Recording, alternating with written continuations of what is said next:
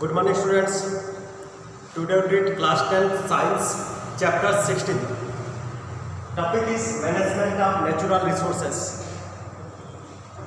In class 9 we have already learnt about some natural resources like soil, air, water. How various components are cycled over again and again in nature. They change one form to another form. And in previous chapter we also learned about the pollution of the resources by doing some activities like in factories or any other things. In this chapter we have to look at some of our resources and how we are using them. We shall be looking at our natural resources like forest, wildlife, water, coal and petroleum, and see what are the issues at stake in deciding how these resources are to be managed for sustainable development.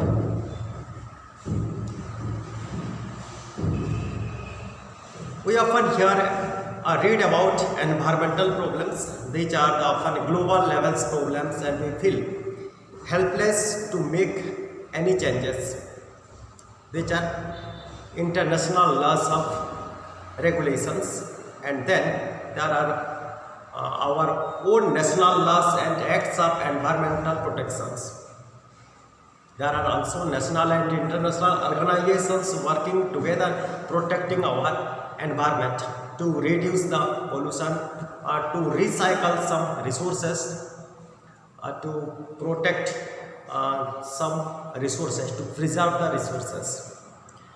The awareness about the problems caused by unthinkingly exploiting our resources has been a fairly recent phenomenon in our society. And once this awareness rises, some actions is usually taken.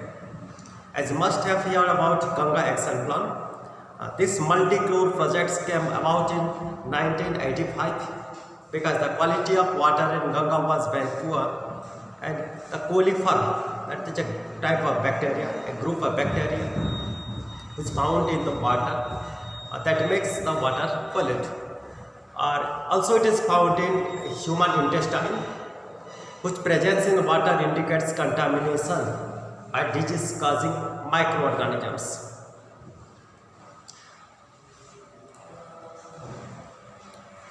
There are some measurable factors which are used to quantify pollution or the quality of the water that we use for various activities. Some of the pollutants are harmful even when present in very small quantity, and we require sophisticated equipment to measure them. Next, the pH of water also is a factor to pollute the water also. If pH of the water becomes less, then it becomes acidic in nature, that harms the organism. The organisms who use this type of water having less pH, low pH, like aquatic organisms or the organisms who use them. But we need not feel powerless or overwhelmed by the scale of problems, because there are many things we can do to make a difference. You must have heard that 3 R's to save the environment. These are reduce, recycle and reuse. What is this reduce? Reduce means to decreasing or to decrease the using of some resources. Like everyone use electricity, but we have to maintain the using of electricity. If it is not necessary, we have not to put on the switches of bulb or fan. If it is not necessary, then don't turn on the water tap. or if it is the water tap, if it leaks, then repair it.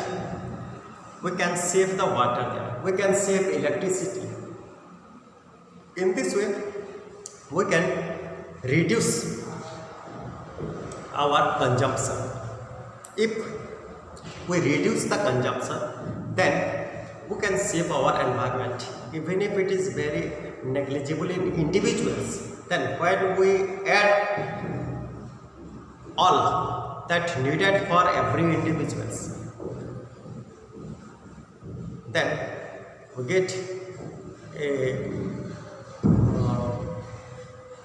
big mass for our resources that can be saved. Next, recycle. This means that you collect plastics, paper, glass and metals items and recycle these materials to make required things instead of synthesizing or extracting fresh plastic, fresh paper, glass or metals. You must have seen some persons, they used to collect the wastage paper, glass or plastics present in our surroundings, or when we use some plastic bottle or glass, that broken glass, we usually throw it away, and they used to collect such things, because when they collect, it goes to the factory and it recycled there, from where we get a fresh plastic, fresh glass or fresh paper or metal also. We first need to segregate our waste so that the materials that can be recycled in not dumped along with other waste. Next, it is reuse. This is actually even better than recycling, because in recycling some energy is used to recycle anything. We just send those waste materials to our factory where it is recycled. But in that factory, when it is processed, it needs some energy. But in reuse, it doesn't need any energy. Simply use things again and again instead of throwing away used envelopes. You can reverse it and use it again. The plastics bottles in which you buy various food items like jam or pickle can be used for storing things in the kitchen also. In this way, we can reuse without recycling them. That also makes to save the resources also, and it protects the environment from pollution. When we throw some things like broken bottles, plastics or papers in our surroundings, then it causes air pollution as well as the water and sand pollution. This also protected by reusing it. But even while making everyday choices, we can make environment-friendly decisions. For doing this, we need to know more about how our choices affect the environment. These effects may be immediately or long-term or long-range. The concept of sustainable development encourages form of growth that meet current basic human needs, while preserving the resources for needs of future generations. Next, we'll read, why do we need to manage our resources? Why do we need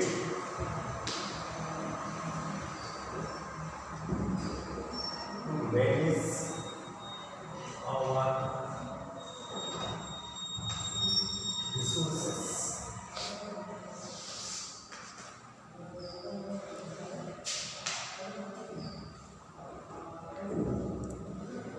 Not just roads and buildings, but all the things we use are consumed: food, clothes, books, toys, furniture, tools and vehicles.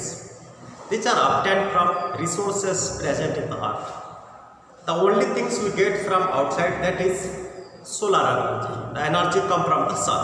That is only the resource which what we get from outside of the earth, and every other things we get from the earth here, inside the earth. Even this solar energy is processed by living organisms and various physical and chemical processes in the earth before we make use of it. Like the energy what we get from that plant or from our food, it is the processed solar energy. When solar energy is absorbed by a plant, the plant makes its food, and this food is stored in its fruit, and when we take this fruit, we get energy. That is the form of chemical energy.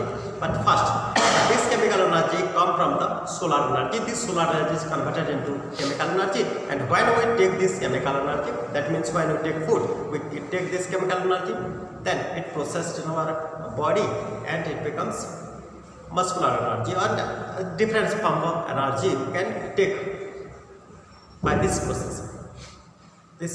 processing. So the ultimate source of energy is the sun. So why do we need to use our resources carefully? Because these are not unlimited, and with the human populations increasing at a tremendous rate due to improvement in healthcare, the demand for all resources is increasing at an exponential rate. The management of natural resources requires a long-term perspective so that this will last for a generation to come and will not merely be exploited to the hilt for short-term gains. This management should also ensure equitable distribution of resources so that all, and not just a handful rich and powerful people, benefit from the development of these resources. Another factor is that while we exploit these natural resources, in the damage we cause to the environment while these resources are either extracted to used. Like when we do mining to get some metals, we get tons of metals, but along with these metals we get some impurities, other impurities, or some slag. This slag comes from the ore along with that metal, and it is needed to remove this slag from the metal ore. So we have to discard this slag from every tons of metals that is extracted. Hence, sustainable natural resources management demands we plan for the safe disposal of waste also. As like the slag, that is also the waste product. When we extract the metal, such type of waste product be discarded or be disposed safely. Next, come to forest and wildlife. Forest and wildlife.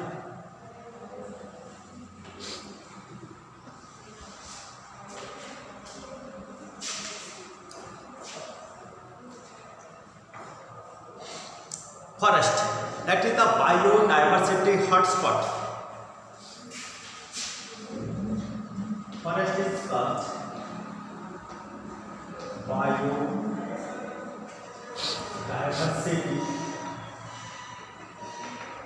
hotspot. Why the forest is said to be biodiversity hotspot? Because in forest there are present different or several species of organisms. Several species of organisms like bacteria, fungi, ferns, flowering plants, nematodes, insects, birds, reptiles, etc. etc. They live in the forest. Since a number of species they are living in the forest, that is called biodiversity hotspot. Several ecosystems are there. This forest, the one measure of the biodiversity in area is the number of species are found. One of the main aims of conservation is to try and preserve the biodiversity we have inherited. Experiments and field studies suggest that a loss of diversity may lead to a loss of ecological balance. When we lose the diversity, then the ecosystem will be damaged, the ecosystem will be disturbed. That leads to the loss of ecological stability.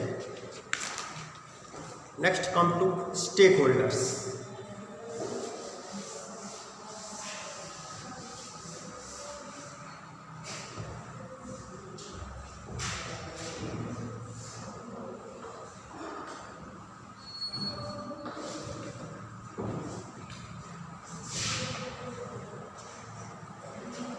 We all use various forest products like fruits, firewood, leaves, gums, etc. So, but our dependency on forest resources varies. Different persons need different things from that forest. So, some of us have access to alternatives, some do not. When we consider the conservation of forest, we need to look some stakeholders there.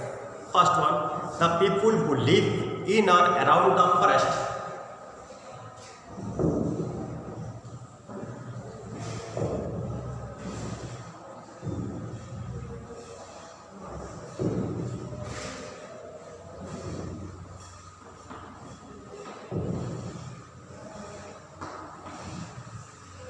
Some people, they live inside the forest or by making some huts or some around the forest, and they depend upon the products of the forest.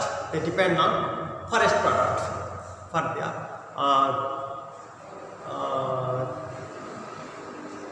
different activities, like they used to collect the fruits and they get some money by selling it. They used to collect the leaf, they collect the gums, they collect the firewood, etc. So they directly depends upon this forest product for their various aspects of their life. Second one is the forest department.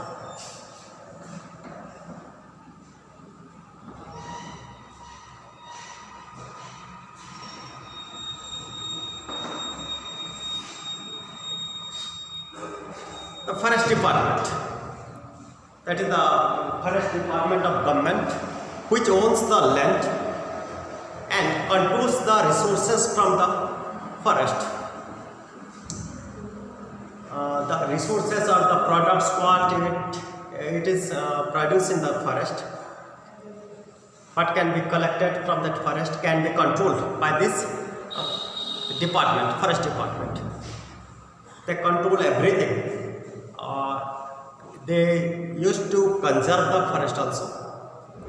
Next one is the industrialist.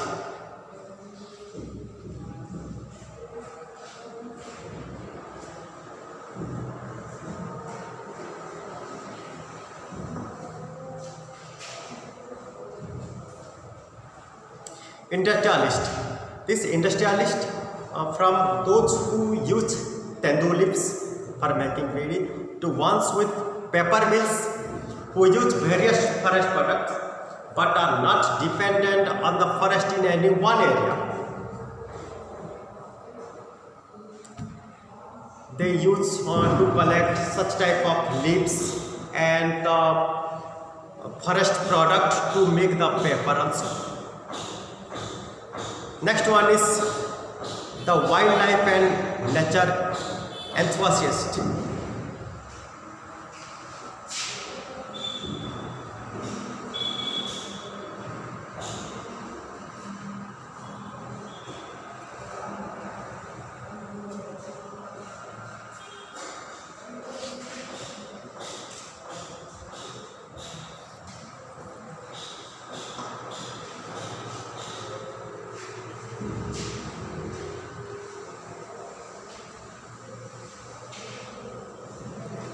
the wildlife and nature enthusiasts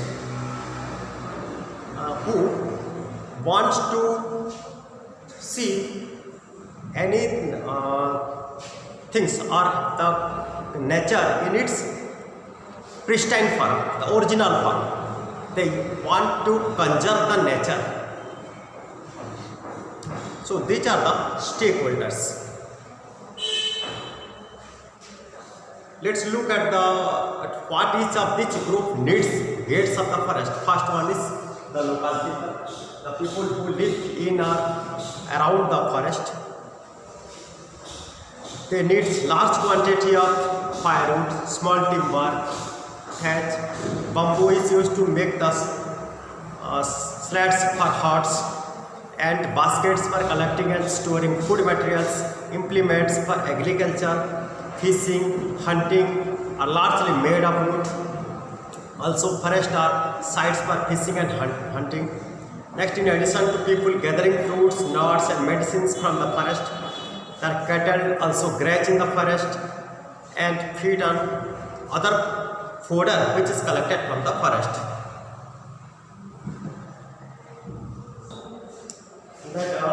Forest department, the vast tract of forest has been converted to monoculture of pine, teak and eucalyptus. In order to plant beech trees, huge area are first cleared for plantations. This destroys a large amount of biodiversity in the area. Not only this, we varied needs of the local people, leaves for fodder, herbs and medicines, fruits and nuts for food can no longer be made from such forest. Such plantations are useful for the industries to assess specific products and are an important sources of revenue for the forest department. Next one, that industrialists. Industries would consider the forest as merely a source of raw materials for its factories, and huge interest groups lobby the government for access to these raw materials at artificially low rates. Since these industries have a greater reach than the local people, they are not interested in the sustainability of the forest in one particular area. Like after cutting down all the teak trees in one area, they will get the teak trees a forest further away, some other part. They do not have any stake in ensuring that one particular area should yield an optimal amount of some products for all generations to come. Next one is that wildlife and the natural enthusiast.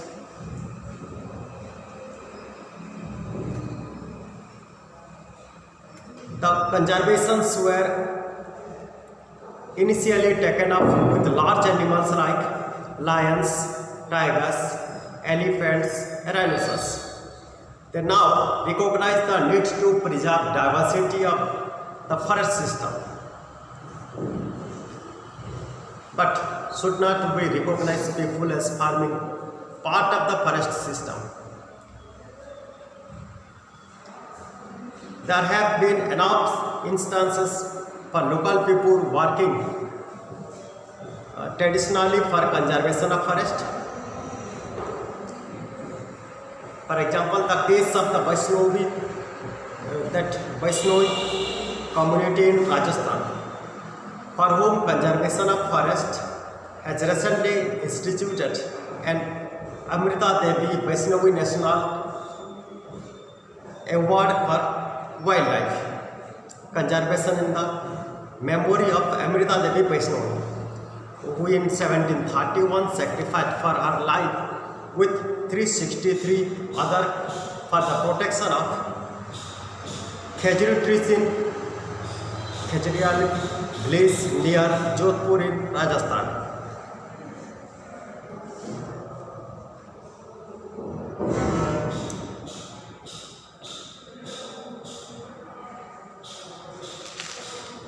Next one is sustainable management.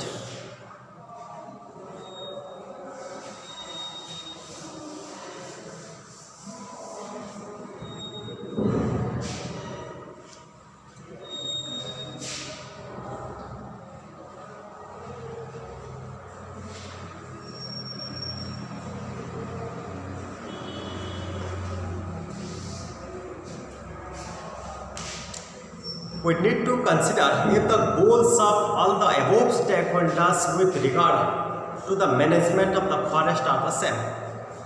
Forest resources are often made available for industrial use at rates far below the market value, while these are denied to the local people. The Chipko Andolan was the result of grassroots level effort to end the alienation of the people from their forest. The movement originated from an incident in a remote village that is called Reni in Garhwal, the high up in the Himalayas during the early 1970s. There was a dispute between the local villagers and the logging contractor who had been allowed to fell trees in the forest close to the village. But a particular day, the contractor's workers appeared in the forest to cut the trees present in that forest, while the men who were absent. Undeterred, the women of the village reached the forest quickly and collapsed the tree trunks, thus preventing the workers from felling the trees, the cutting the trees. They prevent the trees from cutting down. Thus, the contractor had to withdraw. He stopped the cutting the trees. That incident is said to be Chipko Andolan.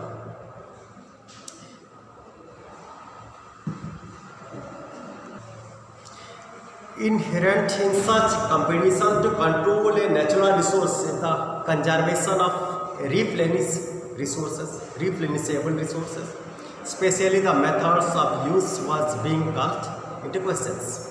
The communities traditionally love the branches and pluck the leaves, allowing the resources to replenish over time. This Chipko movement quickly spread across communities and media and forced the government to whom the forest belongs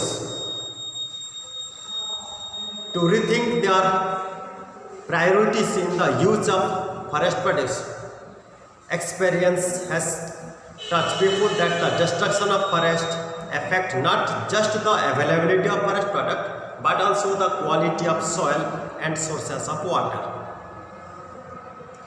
Participation of local people can indeed lead to the efficient management of forest.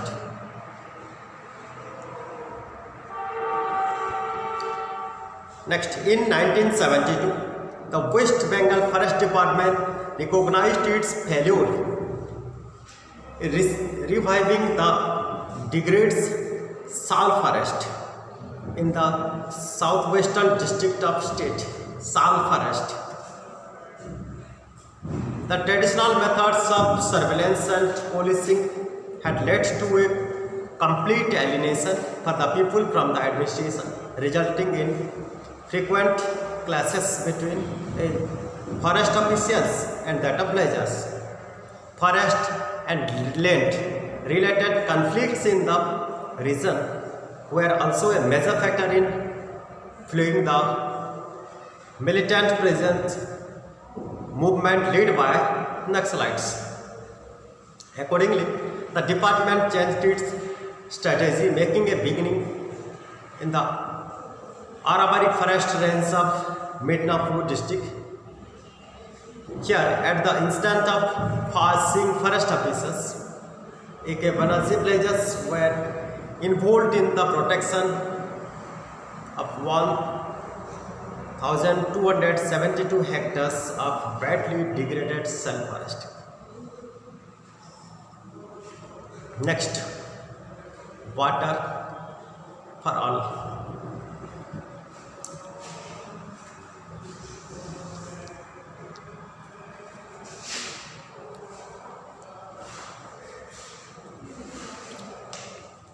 Water, that is the basic need, a basic necessity for all the living organisms, for all the terrestrial forms of life. We already discussed in class 9 about the water, how it recycled, how it pollutes also. And this pollution of water is caused by different human activities.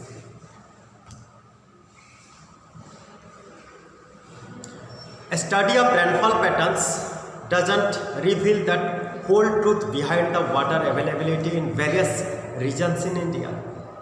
Rains in India are largely due to monsoons. This means the most of rainfalls in a few months of the year despite nature's monsoon bounty. Failure to sustain water availability. Underground has resulted largely from the loss of vegetation cover and diversion of high water demanding crops and pollution from industrials, effluents and urban waste. Irrigation methods like dams, tanks and canals have been used in various parts of the India since ancient times. These were generally local interventions managed by local people and ensured that the basic minimum requirement for both agriculture and daily needs were met together in the year.